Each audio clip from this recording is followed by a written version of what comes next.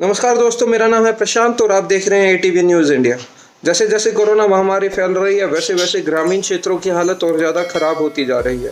इस सिलसिले में हमारे साथ आज जुड़े हैं बलजीत यादव जी, जो कि वरित्रा फाउंडेशन के संस्थापक भी हैं और ग्रामीण क्षेत्र से काफ़ी जुड़े हुए हैं। आइए उनसे मिलते हैं, उनसे मुलाकात करते हैं। हमारी स्पेशल सीरीज कोरोना महामारी ग्रामीण क्षेत्रों की असली हकीकत। हमारे साथ आज जुड़े हैं बलजीत जी। बलजीत जी ग्रामीण क्षेत्र में काफ़ी काम कर रहे हैं। पोस्ट ग्रेजुएट करने के बाद अब शहर से गांव की तरफ आए हैं। अमूमन लोग गांव से शहर की तरफ आते हैं, पर बलजीत जी शहर से गांव की तरफ आए हैं। तो बलजीत जी, मेरा पहला सवाल ये है कि शहर से गांव की तरफ आपने रुख क्यों करा, और आप अपना थोड़ा फाउंडेशन के बारे में बात बताएं हमें, जिससे आप जुड़े भी हुए। सो प्रशांत, हमारी पैदाइशी गांव की है और हम 12th तक गांव में रहे, फिर पढ़ने के लिए दिल्ली चले गए और उसके बाद मास्टर्स करने के लिए मुंबई चले गए। फिर मुंबई में मैंने लगभग 4-5 साल काम किया और मैं Tata institute of social science में काम कर रहा था, जिसमें मैं मेनली कॉरपोरेट्स को CSR पे हम लोग एडवाइस देते थे कि उनको कहाँ पे कौन से सेक्टर पे पैसा खर्च करना चाहिए, कौन से स्टेट में करना चाहिए, कौन सी NGO के साथ उनको बेसिकली काम करना चाहिए। तो हम लोग अलग अलग स्टेट विजिट करते थे, तो हमें रियलाइज हुआ कि हमें एजुकेशन पर काम करने की जरूरत है, और वो भी रूरल एरियाज में स्पेशली, क्योंकि गांव के बच्चों को हमेशा से अपॉर्चुनिटीज की कमी रही है। वो हमने भी देखा है। हम बड़े एक तरह से कह सकते हैं कि लकी रहे हैं, भाग्यशाली रहे हैं कि हमें अपॉर्चुनिटीज मिल गई और हम शहर में चले गए। तो उस वजह से ये हुआ कि हम आज कुछ भी कर सकते हैं, किसी भी फील्ड में कुछ भी जाके काम कर सकते हैं। वो वहीं पे जो गांव के बच्चे हैं, जो हमारे गांव के दोस्त हैं बचपन के, वो हमसे ज्यादा इंटेलिजेंट होते हुए भी, हमसे ज्यादा मेहनत करते हुए भी, उनके पास अपॉर्चुनिटीज बहुत कम है। तो हमारा मकसद था कि हम किस तरह से उनके लिए अपॉर्चुनिटीज क्रिएट करें, गांव में एक ऐसा एनवायरनमेंट क्रिएट करें कि गांव में ही अपॉर्चुनिटीज क्रिएट होना स्टार्ट हो जाए, और गांव के बच्चों को स्पेशली एक्चुअली मोटिवेशन, गाइडेंस और उनका जो कुछ लीडरशिप स्किल्स होती है, कम्युनिकेशन स्किल्स होती है, ये थोड़ी वीक होती है। तो इन पे अगर हम काम करें तो ये बच्चे काफी आगे जा सकते हैं। इसी मकसद से हमने संस्था की शुरुआत की 2 साल पहले, जनवरी 2018 में, और संस्था का नाम वरित्रा फाउंडेशन, जैसा आपने बताया। जी, आप हरियाणा क्षेत्र में ग्राउंड के ऊपर काफी अभी भी काम कर रहे हो कोरोना के समय में, तो आपको क्या लगता है कि स्थिति अभी क्या चल रही है? आप जनरल पर्सपेक्टिव में हमें बता सकते हैं? तो आप 2 दिन से देख रहे हैं कि हरियाणा में भी केसेस बढ़ रहे हैं धीरे धीरे। अभी सबसे बड़ी समस्या है कि सरकार ने 3 मई के बाद का जो लॉकडाउन का स्थिति जो था वो बहुत क्लियर नहीं किया। उसकी वजह से शहरों में फिर से लोग इकट्ठा होना शुरू हो गए हैं। जहाँ तक गांव की बात है, तो गांव में क्योंकि फार्मिंग कम्युनिटी है हरियाणा में ज्यादातर, तो वैसे तो लोग ज्यादा इधर उधर नहीं जा रहे थे, पर ये हो रहा था कि लोग खेतों में थे, उस वजह से थोड़ा बचाव भी था। और ये कह सकते हैं कि गांव तक अभी कोरोना नहीं गया, तो गांव तक उतना खतरा अभी तक नहीं भी था। दूसरा ये है कि गांव में चीजें मिल जाती हैं, खाने पीने की हो गई हो, या फिर थोड़ा सा जैसे घर का माहौल भी जो है वो थोड़ा खुला होता है, स्पेस होता है गांव में। तो उस तरह से गांव में लोगों के पास थोड़ी सी आज़ादी ज़्यादा है। लोगों के पास थोड़े से, ये कह सकते हैं कि स्पेशली फार्मर्स के साथ अभी तक तो वो बिजी थे। अभी बहुत सारे फार्मर्स अभी फ्री होना स्टार्ट हुए हैं जब उन्होंने अपनी पैदावार बेचनी चालू की है उसके बाद। तो स्थिति यहाँ पर परिस्थिति ठीक है। अभी किसानों की स्थिति क्या चल रही है, क्योंकि मजदूर है नहीं, या मजदूर वापस जा चुके हैं, या कम बचे हुए हैं? तो इस लेवल पर अभी क्या चल रहा है मजदूर और किसान का, और जो हमारी कटाई है उसका क्या चल रहा है हरियाणा में? तो इस बार क्या होता है कि जैसे अगर हम किसानों को देखें तो हम 3 कैटेगरीज में डिवाइड कर सकते हैं। एक हो गए जो जमींदार बड़े किसान हो गए, एक बीच के और एक बिल्कुल छोटे, जिनको हम किसान मजदूर कह सकते हैं। किसान मजदूरों को सच बताऊं तो उतना दिक्कत नहीं हुआ इस बार, क्योंकि वो लोग ज्यादातर कटाई खुद से ही करते हैं और कम मजदूर लगाते हैं, क्योंकि उनके पास कम खेती होती है। तो उनके लिए ये ठीक रहा इस बार, क्योंकि बच्चे वगैरह भी ज्यादातर घर पे थे, जो ड्यूटी पे जाते थे प्राइवेट जॉब के लिए वो भी घर पे थे, तो कहीं ना कहीं उनको तो मदद मिली है। बीच वालों की स्थिति ये रही है कि थोड़ा सा दिक्कत भी आई है, थोड़ा सा मिला है, क्योंकि मजदूरों की कीमत बढ़ गई थी थोड़ा सा। तो जैसे कि अगर रेवाड़ी की बात करें तो यहाँ पे 500 रुपए दिहाड़ी है दिन की, तो उस वजह से थोड़ा सा उनके ऊपर बाहर पड़ा है कि ना वो ऊपर की कैटेगरी में आते हैं कि भाई उनकी फाइनेंशियल कैपेसिटी बहुत ज्यादा हो, ना उनकी इतनी कम है कि वो लोग फैमिली पे भी डिपेंडेंट नहीं रह सकते। जबकि जो बड़े किसान थे उनको काफी दिक्कतें हुई हैं, उनको मशीनें मिलने में भी दिक्कत हुई है और उनको मजदूर मिलने में भी दिक्कत हुई है। कुछ एरियाज में मशीनें नहीं जा पाई और कुछ एरिया में मजदूर भी मिलने बहुत मुश्किल हो रहे थे। और लोकल मजदूर इस बार थोड़े से ज्यादा आए क्योंकि उनके पास वैसे काम नहीं था, तो कंपनियां बंद हो गई थी, तो कहीं ना कहीं लोकल मजदूर भी इस बार फार्मिंग में इन्वॉल्व थे। बट लोकल मजदूर थोड़े से महंगे पड़ते हैं किसानों के लिए, तो किसानों को उसमें काफी दिक्कतें आई। लेकिन क्योंकि अब हार्वेस्टिंग खत्म हो चुका है, अभी सीजन बेचने का है अनाज मंडी में, अनाज मंडी में थोड़ी सी इस बार सुविधा कह सकते हैं कि ज्यादा है। ज्यादातर किसानों को फायदा ये हो रहा है कि पहले 2-3 दिन के लिए वहां पे रखना होता था, इस बार ये है कि उसी दिन काम जो है किसान का हो जा रहा है। हालांकि बारिश जो हुई थी 2 दिन पहले, उस बारिश ने बहुत सारा नुकसान पहुंचाया है, पर वैसे इस फसल बेचने में इस बार किसानों को थोड़ा सा आसानी है। अभी कोरोना के समय में जो सोशल डिस्टेंसिंग की बात चल रही थी, तो उस पे किसानों ने अमल किया है? मैंने कई कई जगह सुना कि वो रात को काम कर रहे हैं बल्कि दिन के, ऐसा कुछ हुआ है? तो बिल्कुल बिल्कुल, किसानों ने इस बार सोशल डिस्टेंसिंग का पालन किया है। अगर इसको ये कहा जाए कि 100% क्या होगा, तो बिल्कुल भी नहीं। शहर से कंपैरिजन करें तो भी काफी कम है, क्योंकि गांवों में वो दिखता नहीं है। इनको ये लगता है, जैसे अगर हम रेवाड़ी की बात करें स्पेशली, तो यहाँ पे ये है कि एक भी केस नहीं आया है, तो लोगों में सीरियसनेस वो ऑटोमेटिकली कम हो गया। लेकिन जैसे करनाल में अगर देखें, तो जब 6 केस फटाफट आ गए थे 2-3 दिन के अंदर अंदर, तो सीरियसनेस बहुत ज्यादा बढ़ गया था लोगों में, और गाँव में भी जो है लोग तुरंत अवेयर हो गए थे कि भाई नहीं निकलना है। लेकिन फिर भी कहीं ना कहीं गांव में लोग चीजों को सीरियसली कम लेते हैं, और उनको ये रहता है कि हमें कुछ नहीं होगा, हम तो खान पान भी हमारा अच्छा है। उस वजह से कहीं ना कहीं पे थोड़ी सी दिक्कत आती है। और थोड़ा ये चैलेंजिंग है कि गांव में अगर कोई केस आ जाता है तो और भी खतरनाक होगा, क्योंकि लोग आपस में कहीं ना कहीं ज्यादा मिल लेते हैं। परिवार में गांव में सबसे बड़ी समस्या ये आती है कि अगर 6 लोग एक घर में है, तो 5 लोग मान सकते हैं, लेकिन एक ना कोई ऐसा होता है जिसको गांव में निकले बगैर नहीं मान सकते। स्पेशली वो होते हैं जो बड़े बूढ़े हैं, जिनकी आदत है कि सुबह सुबह कहीं गांव में जाना, अखबार पे पढ़ने जाना, हुक्का पीने जाना, ताश खेलने जाना। जैसे ताश खेलने पे बहुत ज्यादा कंट्रोल हुआ है, बहुत मुश्किल था स्टार्टिंग में, पुलिस भी बहुत आती है गांव में, पर उस पे कंट्रोल हुआ है, लेकिन बाकी चीजों में अभी भी चालू है। तो उसकी अभी स्थिति जो अभी भी थोड़ी।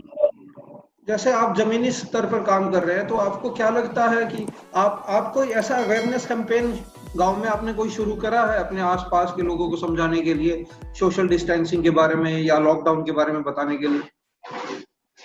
खासकर किसानों की मैं बात कर रहा हूँ।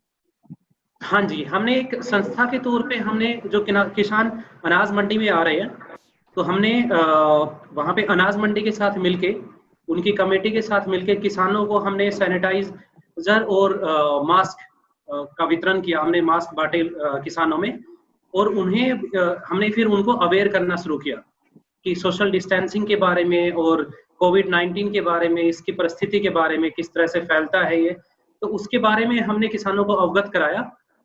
मगर ये सिर्फ हमने एक जगह रह के किया, हमने गांव-गांव जाकर नहीं किया, क्योंकि हम उस रिस्क का हिस्सा नहीं बनना चाह रहे थे।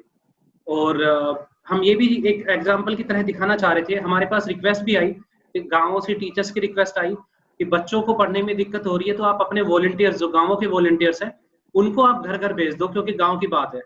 तो हमने उसमें बहुत स्ट्रिक्टली मना कर दिया, क्योंकि अगर हमारे वॉलंटियर्स गाँव में बच्चों के घर जाते, तो फिर वो एक कहीं ना कहीं हम रूल्स को वायलेट कर रहे होते, और फिर गांव वाले भी उसको एक तरह से देख रहे होते थे। तो इसको हमने अपने जमीनी फील्ड वर्क हमने थोड़ा सा बंद कर रखा है, और अवेयरनेस जो है वो इस तरह से हमने फैलाना चालू किया है। हम जितने भी गाँवों हरजीत जी, आपको क्या लग रहा है कि अभी सरकार किसानों को लेकर क्या स्टेप ले रही है? वो स्टेप पॉजिटिव हैं या नेगेटिव जा रहे हैं? क्योंकि कई जगह से सवाल उठ रहे हैं कि सरकार उतनी मदद नहीं कर रही है जितनी मदद करनी चाहिए थी, तो इसमें आपका क्या कहना है?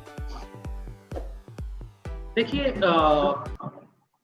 देखना ये होगा कि समाज के किस तबके के लिए सरकार काम कर रही है और किस तबके के लिए नहीं कर रही है। अगर हम देखा जाए कि अगर किसान की भी बात हो, तो कुछ चीज़ें जो हैं सरकार की काफ़ी अच्छी हैं। जैसा मैंने कहा, वो चाहे फसल बिक्री के लिए अलग-अलग जगह पे जो सेंटर बना दिए हैं, सारी जो स्पेशली सरसों हैं, ये सरकारी खरीद पर लोगों की फसलें खरीदी जा रही हैं। तो जो सरकारी बोली लगती है, उससे किसानों को काफ़ी आसानी हुई है। फसल बेचने में भी आसानी हुई है। मगर वहीं पे अगर हम तबके की बात करें, जैसे कि थोड़ा मज़दूर तबका हो गया, दूसरा हो गया कि जो बच्चे मेंटली चैलेंज्ड बच्चे हैं या डिसेबल बच्चे हैं, या फिर जो स्कूली बच्चे हैं, या फिर मिड डे मील की स्कीम है, कहीं न कहीं उनके इम्प्लीमेंटेशन में बहुत सारी कमियाँ हैं। गरीब लोगों तक राशन पहुँचाने वाली जो स्कीमें हैं, उनमें भी थोड़ी कमियाँ हैं। वो कमियाँ अलग-अलग लेवल पर हैं, उनको थोड़ा-सा समझने की ज़रूरत है। अलग-अलग डिस्ट्रिक्ट का अलग-अलग इसमें हम कह सकते हैं कि आउटपुट है। किसी डिस्ट्रिक्ट का बहुत अच्छा आउटपुट है, किसी डिस्ट्रिक्ट का थोड़ा-सा पीछे चल रहा है। तो तो आपको लेकिन आपको कुल क्या मिलाकर लगता है स्थिति अभी कंट्रोल में है। सरकार को क्या कदम उठाने चाहिए घर घर पहुंचने के लिए, क्योंकि कोरोना से जितने लोग मरे वो मरेंगे, पर भूखमरी से भी लोग अगर मरेंगे तो वो काफी दुखद होगा। एक चीज़ जो की थी सरकार ने कि चाहे वो मिड डे मील बाँटने की हो, या फिर पेंशन बाँटने की बात हो, या फिर तो अनाज बाँटने की बात हो, तो वो कोशिश की थी सरकार ने कि लोगों के घर तक पहुँचे।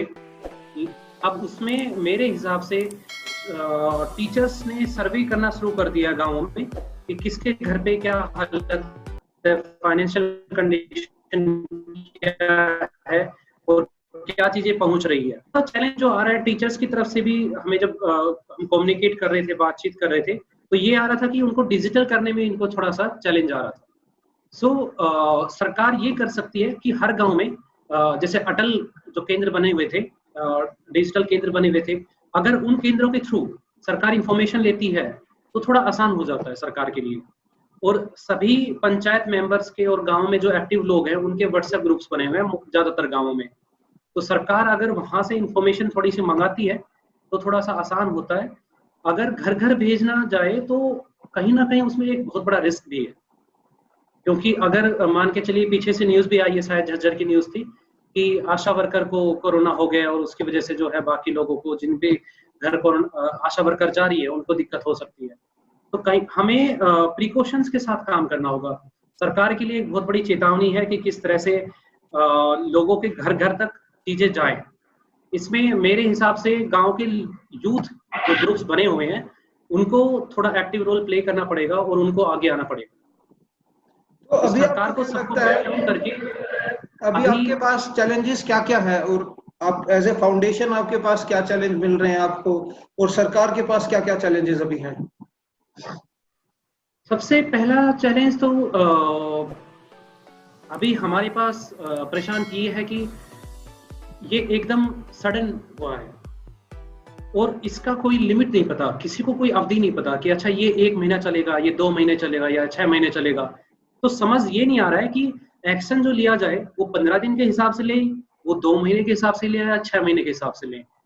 वो एक बहुत बड़ा चैलेंज आ रहा है। दूसरा चैलेंज ये आ रहा है कि जो लोगों का एक तरह से लोगों को मेंटल सपोर्ट जो चाहिए, अगर मान के चलिए किसी में कोरोना का कोई केस कब चेकअप करने के लिए जाता है या फिर लगता है डाउट लगता है कि भाई इसको हो सकता है, तो अगर उसमें लोगों में तुरंत पैनिक क्रिएट हो जाता है, तो उनको दूसरा चैलेंज ये भी है हमारे लिए भी और सरकार के लिए भी कि अगर किसी गांव से कोई इस तरह केस आते हैं, तो पूरे गांव को किस तरह से काउंसिल किया जाए, किस तरह से सपोर्ट प्रोवाइड किया जाए कि जिसको कोरोना हुआ है या हो सकता है, जो सस्पेक्ट है कोरोना के, तो उनको कि ये किस तरह से मेंटल सपोर्ट प्रोवाइड किया जाए उनकी फैमिली को, उनके गांव गांव के लोगों को।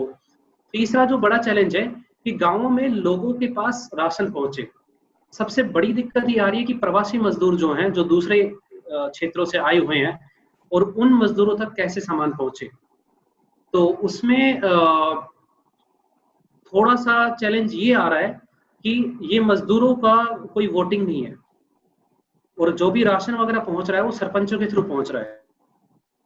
तो सरपंच उसमें कितना एक्टिव रोल प्ले कर रहा है, ये मैटर आ जाता है बीच में। अगर मान के चलिए नाम हर किसी के जा रखे हैं सरकार के पास, सरकार को पता है कि कितने मजदूर हैं, किसके खेतों में रुके हुए हैं, क्योंकि लोगों ने, चाहे वो सरपंच हो या फिर वो खेत वाला किसान हो, उन्होंने नाम तो भेज दिए हैं, मगर राशन वहां तक पहुंच रहा है या नहीं पहुंच रहा है, इसकी जानकारी नहीं है। दूसरा, इसमें डुप्लीकेशन होने का भी बहुत ज्यादा चांसेस है कि जो थोड़े से चालाक लोग हैं, अभी कुछ दिनों का केस है कि लोग शराब पी रहे थे और उन्होंने मजाक मजाक में जो है, बिहार के थे, तो वहां पे ट्वीट कर दिया कि हम लोगों को खाना नहीं मिल रहा है। तो वहां से फिर यहाँ पे एसपी के पास जब आया तो वहां पे जाके देखा तो वो लोग थोड़ा सा, तो ये भी सरकार के लिए चैलेंज है कि कैसे पता करें कि कुछ लोग जो है एक्यूमुलेट ना कर रहे हो, क्योंकि वो लोग एनजीओ के पास जाके उनसे भी मदद मांग रहे हैं, वो लोग सरकार से भी मदद मांग रहे हैं। तो डुप्लीकेशन को किस तरह से रोका जाए और जो सही जरूरतमंद है उन तक मदद पहुंचे, इस पर हमें ध्यान रखने की जरूरत है। चलिए बलजीत जी, आपका बहुत बहुत धन्यवाद। आपने हमें जो जमीनी स्तर से उससे हमारी रूबरू कराया गया, आपने हमें चैलेंजेस के बारे में बताया, आपने हमें बताया चैलेंजेस को टैकल कैसे करते हैं। आपका बहुत बहुत धन्यवाद। आपने हमें